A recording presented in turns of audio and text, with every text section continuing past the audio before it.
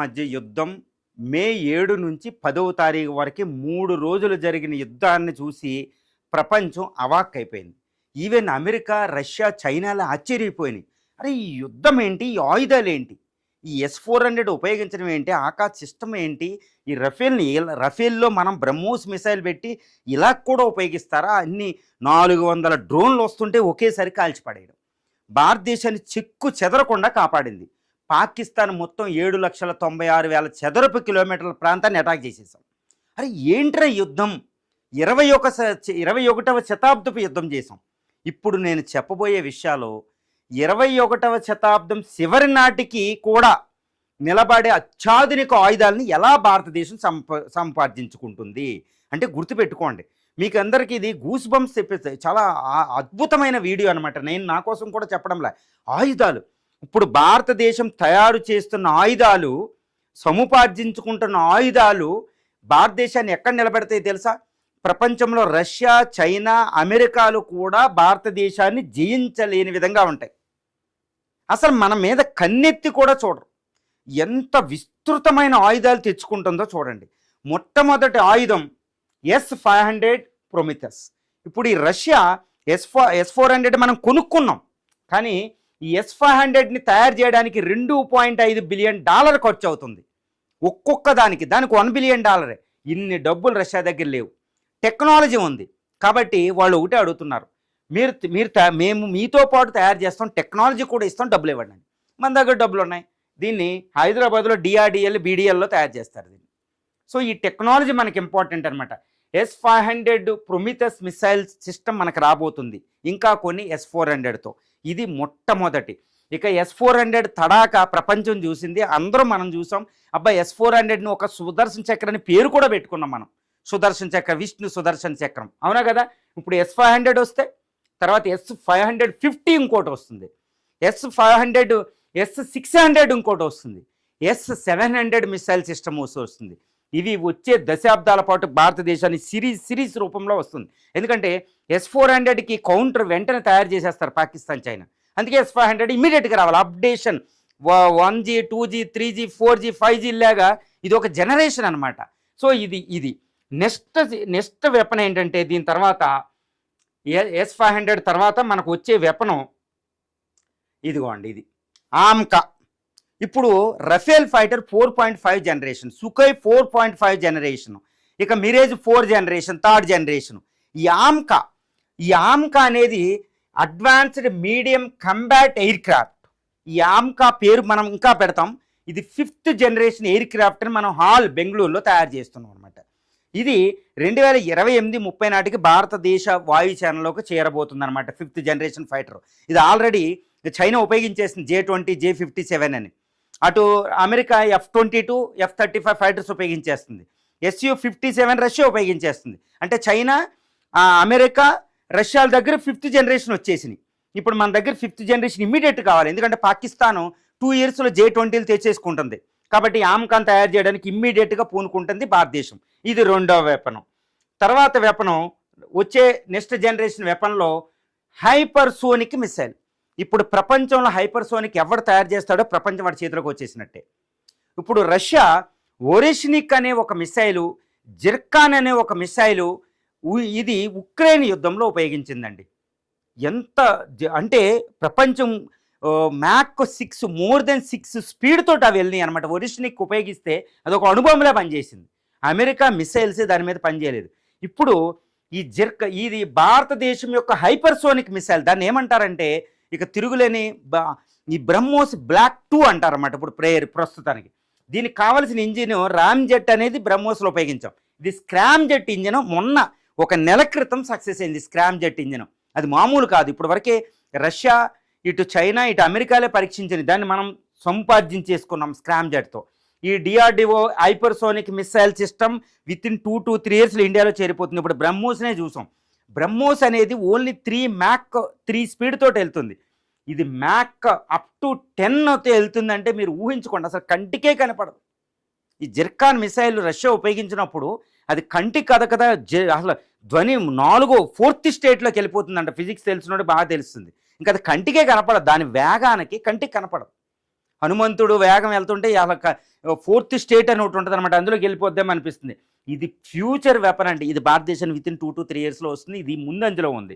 ఈ తర్వాత వెపన్ ఏంటంటే వచ్చే తరంలో ఈ ఆమ్కా ఫీచర్స్ అనమాట ఇవి. ఈ ఆమ్కాకు కావాల్సిన మిసైల్ సిస్టమ్ కూడా హైపర్సోనిక్ మిసైల్ సిస్టమ్స్ ఉపయోగిస్తారు. అంటే ఇందాక చూపించిన హైపర్సోనిక్ మిసైల్ని ఈ ఆమ్కాకి పెడతారనమాట. అంటే ఇప్పుడు బ్రహ్మోస్ని ఈ రఫేల్కి పెడితేనే ఎంత విధ్వంసం సృష్టించిందో పాకిస్తాన్లో మీరు చూసారు. ఈ ఆమ్కాకి ఈ హైపర్సోనిక్ మిసైల్ సిస్టమ్ పెట్టామనుకోండి, ఇక ఆ విధ్వంసానికి తిరుగే లేదనమాట. ఇంకెవరు కన్నెత్తి కూడా చూడరు. ఇంకంతే. ఆ నెక్స్ట్ జనరేషన్ వితిన్ 2 to 3 yearsలో భారతదేశంలోకి వచ్చేస్తుంది. తర్వాత వెపన్ సూర్య. ఇంక ఇది పేరు మీరు విన్నారో లేదో నాకు తెలియదు. ఈ అగ్ని 6 మనం చూస్తున్నాం. అగ్ని 5th ఇప్పుడు రెడీగా ఉంది.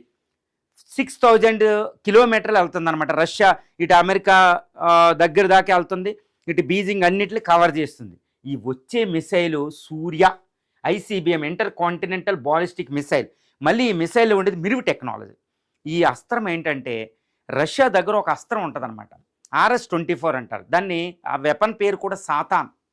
నాటో దేశాలు అమెరికా దేశాలు ముద్దుగా పిలుచుకుంటాయి సాతాన్ అని. శత్రు దేశాలే సాతాన్ అని పిలుచుకుంటాయి. ఎందుకంటే సాతాన్ అంటే ఏంటంటే జార్ బాంబు వెలిచేస్తాయి.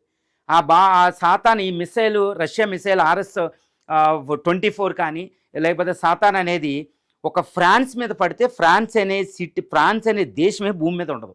అంత భయంకరమైన మిసైల్. అదిగో దానికి సమఉజ్జీవ మిసైల్ సూర్య ICBM. దీని రేంజ్ 16,000 కిలోమీటర్లు. అంటే భూమి మీద ఏ ప్రాంతాన్నైనా ఈ మిసైల్ కొట్టేస్తుంది. అరే ఈ మిసైల్ ఎందుకు అని అమెరికా అడుగుతూ ఉంటుంది. అంటే ప్రపంచంలో మేము సూపర్ పవర్ అవుతున్నాం, మీరు అటాక్ చేస్తే నీకు పాకిస్తాన్ చైనా కదా శత్రువు సరిపోద్దు కదా, ఇది ఎందుకు తయారు చేస్తున్నావు అని అడిగింది అమెరికా. మనం చెప్పం, చాలా సీక్రెట్గా తయారవుతుందన్నమాట. ఒక MTCR అని ఉంటుంది, మిసైల్ టెక్నాలజీ కంట్రోల్ రిజైమ్ అని ఒక ఒప్పందం ఉంటుంది. దాని మీద మనం సంతకం చేసాం కాబట్టి ఇంత పరిధి ఉన్న మిసైల్ తయారు చేయడం అనేది నిషిద్ధం అనమాట. కానీ భారతదేశం తయారు చేసేసుకుంటుంది. ఇప్పుడు ICBM పరీక్షించడానికి రెడీగా ఉంది, రెడీ అయిపోయి కూడా ఉందన్నమాట. ఎందుకంటే మనం PSLV శాటిలైట్ టెక్నాలజీ దీనికి ఉపయోగించేది, GSLV శాటిలైటే. ఆ GSLV శాటిలైట్ ఇప్పుడు ఎన్ని సక్సెస్ అయినాయి, ఆ టెక్నాలజీ అవి సక్సెస్ అయినాయి అంటే ఇది సక్సెస్ అయ్యి ఉన్నట్టే కదా. ఈ ICBM అనే సూర్య మిసైల్ ఇంకా దీంతో ప్రపంచ ఆధిపత్యం అమెరికా చైనా రష్యా ఆ టైప్ అయిపోయింది అనమాట. సూపర్ పవర్ అయిపోతుంది. ఇది రెడీ అయిపోయింది వెపనం. దీని తర్వాత మళ్ళీ దీనికి మిరువు టెక్నాలజీ కూడా ఉంటుందండి. అంటే ఒక వారి హెడ్, ఈ మిరువు టెక్నాలజీ అంటే ఈ సూర్య మిసైల్లో ఒక వారి హెడ్ పెడతామన్నమాట. 12 నుంచి 20 అణుబాంబులు పెడతారు. ఇవన్నీ పైకి వెళ్ళిపోయి ఆకాశంలోకి వెళ్ళిపోయి ఈ 20, 12 వివిధ దిక్కులకు వెళ్ళిపోతాయి అనమాట. వెళ్ళిపోయి ప్రతిదానికి ఒక్కో టార్గెట్ పెట్టుకుని తప్పనిసరిగా టార్గెట్ని రీచ్ అవుట్ అవుతుంది. ఇప్పుడు ఈ శత్రువు అనేవాడు ఒక మిసైల్ని గుర్తుపడతాడు, ఇవన్నీ వెళ్ళి ఏ టార్గెట్ని పెట్టినో కూడా తెలియదు అనమాట. అంటే ఏంటి, గ్యారంటీ రీచ్ అవుట్ అయిపోతుంది. ఆ మిరువు టెక్నాలజీ అంటారనమాట. ఈ మల్టిపుల్ ఇంటరాపరేబుల్ రీఎంట్రీ వెహికల్ అంటారు. ఈ మిరువు టెక్నాలజీ కూడా మనం అగ్ని 5th నుంచే పెట్టేశాం. ఇంకా అంతే. ప్రపంచంలో ఇంతకంటే అల్టిమేట్ వెపనే లేదు.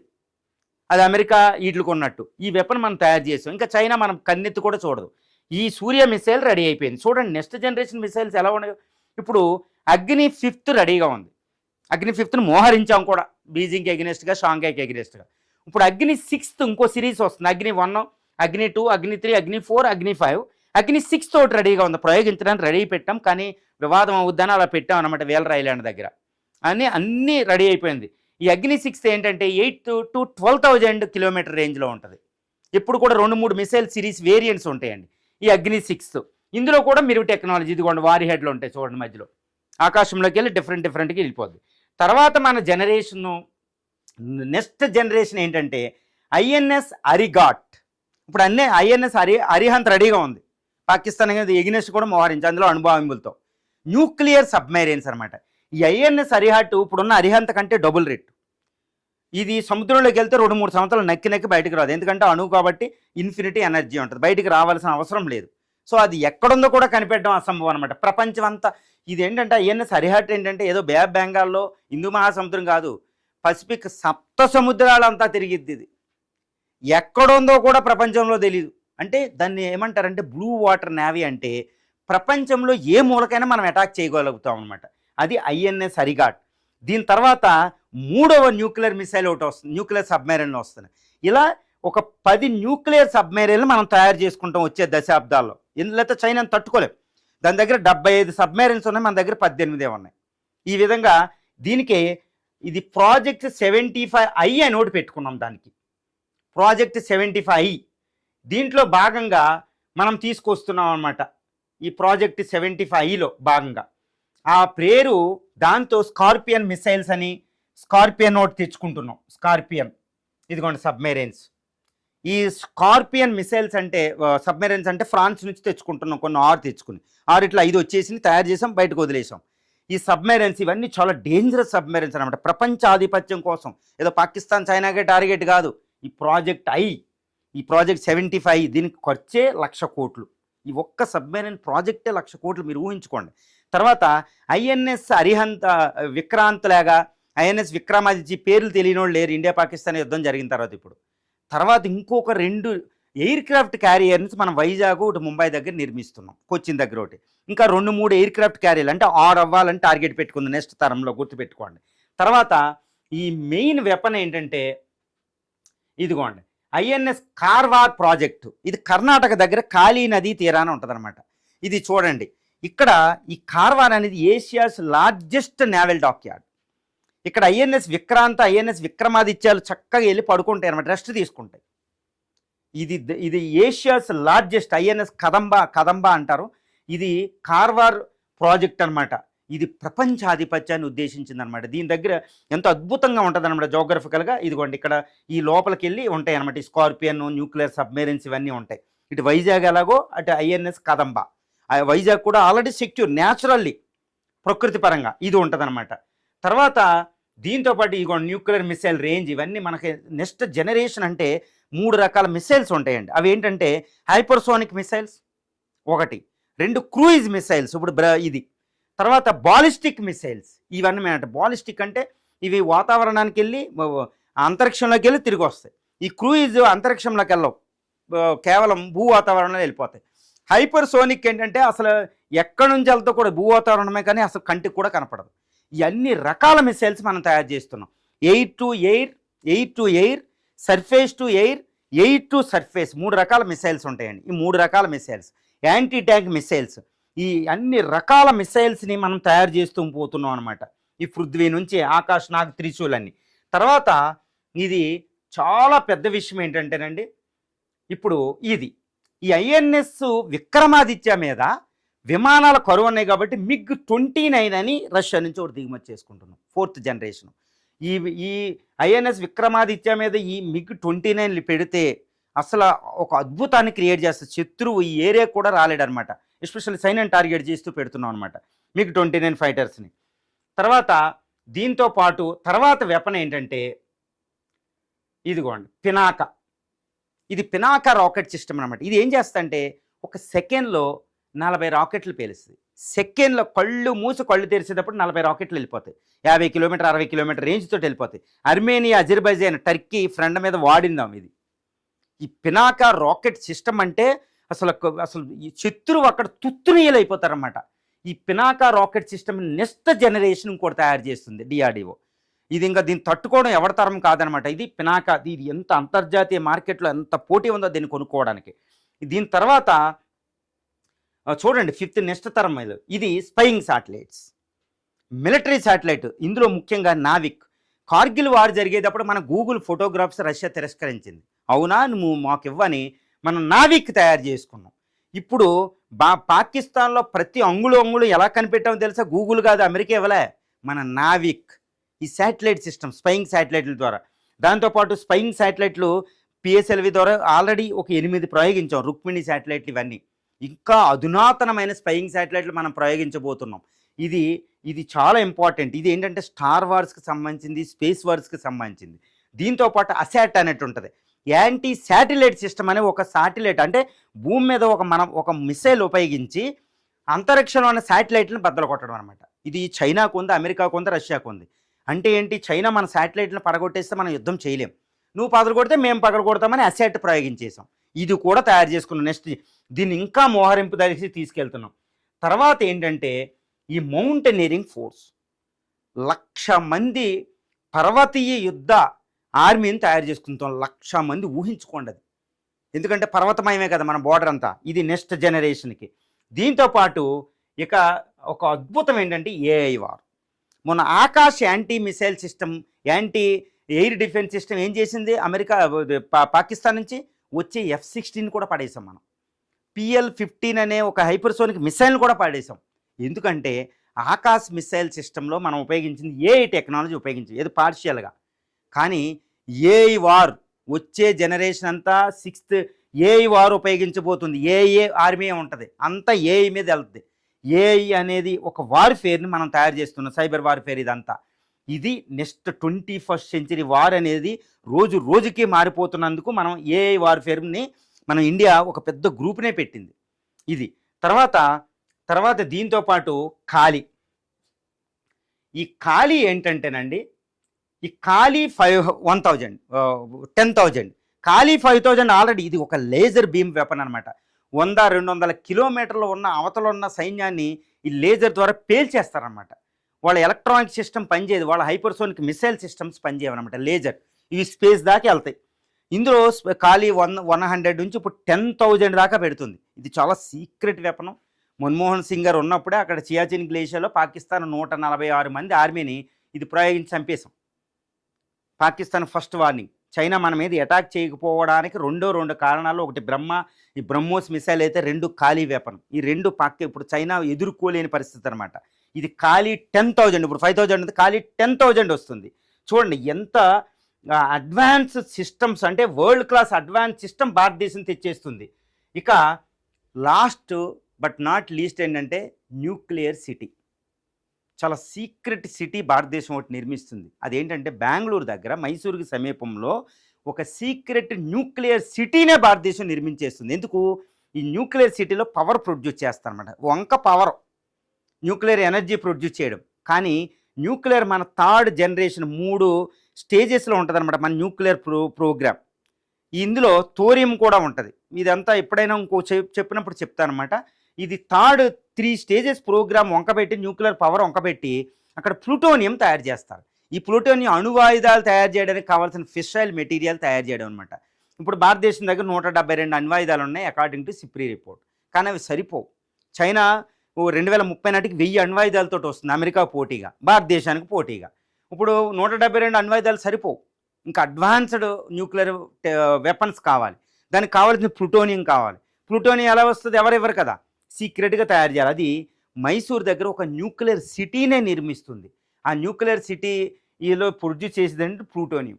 ఈ ప్లూటోనియం కొన్ని 100,000 అణ్వాయుధాలకు కావాల్సిన ఫ్యూయల్ని సప్లై చేస్తారన్నమాట. ఇది మైసూర్ దగ్గర ఉన్న ఒక అంటే మీరు ఊహించలేదన్నమాట న్యూక్లియర్ సిటీ. గత 10 సంవత్సరాలుగా నిర్మాణం కొనసాగుతూనే ఉంది. ఆల్రెడీ దాని వర్క్ అవ్వడం కూడా స్టార్ట్ అయిందనమాట. సో ఈ విధంగా మనం నెక్స్ట్ జన్ ఆయుధాలు ఏ విధంగా ఉన్నాయో చూడండి. భారతదేశం ఒక ఖాళీ 5,000 10,000 నుంచి మళ్ళీ ఆమ్కాని 6th జనరేషన్ కూడా ఆల్రెడీ మొదలు పెట్టేసాం. దాని ఇంజిన్స్ ప్రొడక్షన్ కూడా మనం మొదలు పెట్టేస్తున్నాం ఎన్నో కాంట్రాక్టుల ద్వారా. సో డిఫెన్స్ స్టార్టప్లు కొన్ని 1000 స్టార్టప్లకు ఇస్తున్నాం, దానికి డబ్బులు ఇస్తుంది. తర్వాత ఇస్రో ఎవరన్నా స్పేస్ స్టార్టప్ పెడితే వెంటనే ఇస్తుంది. ఏఐ వార్ఫేర్కి ఎన్నో స్టార్టప్లు కావాలి. పబ్లిక్ ప్రైవేట్ పార్ట్నర్షిప్తో ఇవన్నీ డెవలప్ చేస్తున్నారు. అరే మొన్నటిదాకా ఆయుధాలు కొనుక్కునే దేశం ఈరోజు ప్రపంచ స్థాయిలో ఆత్మనిర్భర్ భారత్ ద్వారా ఆయుధాలని ఎగుమతి చేస్తున్నామంటే మీరు ఊహించుకోవచ్చు. ఇప్పుడు బ్రహ్మోస్ కోసం క్యూ కట్టినట్టు. సో ఈ విధంగా ప్రపంచంలో అమెరికా, అటు రష్యా, అటు ఇజ్రాయెల్, ఇటు చైనా, ఇటు ఫ్రాన్స్ అడ్వాన్స్ వెపన్స్ తయారు చేస్తారు. వాళ్ళ నుంచే మనం కొనుక్కుంటాం. మీకు తెలుసు ఇప్పుడు భారతదేశం వాళ్ళతో సమవుజ్జీగా ఆయుధాలు తయారు చేస్తుంది. అంటే ప్రపంచ ఆయుధ మార్కెట్నే కాదు, భారతదేశాన్ని కంటికి రెప్పలా కాపాడుకునే ఒక అద్భుతమైన నెక్స్ట్ జన్ ఆయుధాలని, వచ్చే తరం ఆయుధాలను తయారు చేసుకుంటున్నాం. మొన్న భారత్ పాకిస్తాన్ యుద్ధం 3 రోజులు యుద్ధాన్ని చేసిన విధానం, యుద్ధ తంత్రాన్ని మీరు చూసుంటారు. వచ్చే యుద్ధం 2-3 సంవత్సరాల తర్వాత జరిగే యుద్ధం మళ్ళీ మారిపోతూ ఉంటుంది. ఎప్పుడు కూడా అది ఉండదు. మళ్ళీ అదే యుద్ధం చేస్తామంటే వాళ్ళు కౌంటర్ వచ్చేస్తాయి. సో నెక్స్ట్ జనరేషన్ ఆయుధాలు, ఎన్ని ఆయుధాలు అంటే అన్ని ఆయుధాలు. ఒక అద్భుతం. భారతదేశం ఒక invincible, it is going to become invincible. ఒక ఓడింపశక్యం కాని ఒక అద్భుత దేశంగా, ఒక శక్తిగా, మిలిటరీ పవర్గా తయారవుతుంది. వచ్చే ఆర్థిక శక్తి అవ్వాలంటే ఈ మిలిటరీ పవర్ అడ్డుంటేనే మనకు వస్తుంది. చూడండి, మనం ఆర్థికంగా అభివృద్ధి చెందుతుంటే పాకిస్తాన్ అటాక్ చేస్తుంది. మనం రక్షించుకున్నాం కాబట్టి ఉన్నాం. ఒక యుద్ధం అంటే బ్రూట్ ఫోర్స్. యుద్ధంలో చట్టాలు రాజ్యాంగాలు ఉండవు. యుద్ధం అంటే చంపేసేయడమే. చూడండి ఇప్పుడు కూడా అంతర్జాతీయ చట్టాలన్నీ నీళ్ళు అయిపోతాయి. ఇప్పుడు పాలస్తీనా ప్రొటెక్ట్ చేసుకోలేకపోతుంది. ఇజ్రాయెల్ ఏం చేస్తుంది? ఇది అనమాట. సో మనల్ని మనం రక్షించుకుంటూనే ఉంటేనే మనకు సారభౌతం. 1500 సంవత్సరాల పాటు భారతదేశాన్ని ఇంకొకళ్ళు వేలారు. భారతీయులు భారతదేశాన్ని పరిపాలించుకోలేదు. ఇంకొకసారి అలాంటి జరగకూడదు. అందుకే అటు రాజ్యాంగం, సజీవ రాజ్యాంగం ఉంది మనల్ని నడిపించడానికి. దాన్ని రక్షించాలంటే ఆయుధ సంపత్తి బలంగా ఉంటేనే మనల్ని రక్షించుకుంటాం. ఇది రామాయణంలో శ్రీరామచంద్రుడు చెప్తాడనమాట. ఎంతటి బలం అంటే అతేపుడు క్షమించి వదిలేస్తాడు. అర్థమైందా? అందుకనే తులసీదాస్ రామాయణాన్ని ఉదాహరిస్తున్నారు మన ఆర్మీ జనరల్. ప్రైమ్ మినిస్టర్ మాట్లాడుతున్నారు, ఇందిరా మాట్లాడింది. ఓకే, ఈరోజు రష్యా ఆయుధాల మీద నరసింహస్వామి వాళ్ళు ప్రేయర్స్ రాసుకుంటున్నారు. ఓకే, శాంతి శాంతి శాంతి అని భారతదేశం అంటది. ఆ శాంతి ఉండాలంటే ఆ శాంతిని రక్షించుకునే ఆయుధ సంపత్తి కావాలి. ఇవి ఆయుధ సంపత్తి, నెక్స్ట్ జనరేషన్ ఆయుధాలు ఫర్ ఇండియా.